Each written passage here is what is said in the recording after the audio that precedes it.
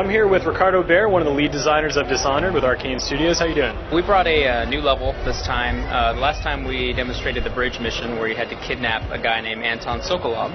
And so now you've been sent to this aristocratic party held by the Boyle family. And you're supposed to find the Lady Boyle and eliminate her because her family is financing the Lord Regent's military. And so you're slowly dismantling his network of allies. The problem is there's 3 Lady Boyles, and it's a masquerade, and so you don't know which one it is. And so one of your objectives is to find out which one is the right Lady Boyle. They're all wearing costumes, and so the player has a couple of options. He can go in and decide to be the guy who's just going to kick down the front door and tear everything apart and kill all 3. Or you can try to mingle with the guests because you have a mask too. And since it's a masquerade, it's one of the only times in the game where you can walk into a place openly and not get attacked.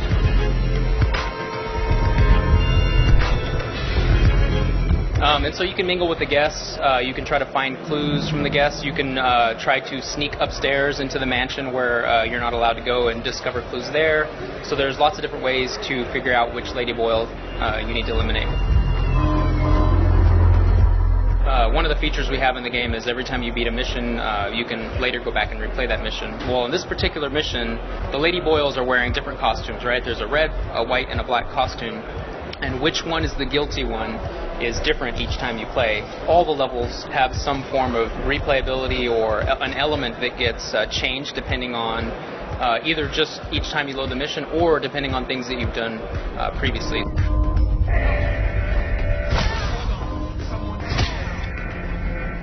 One of the things about the world of Dishonored is that there is this group called the Overseers, and they belong to this larger organization, this religious organization called the Abbey of the Everyman. There's this military arm of the Abbey called the Overseers, and they're these guys that wear masks, they carry swords and pistols, some of them have hounds.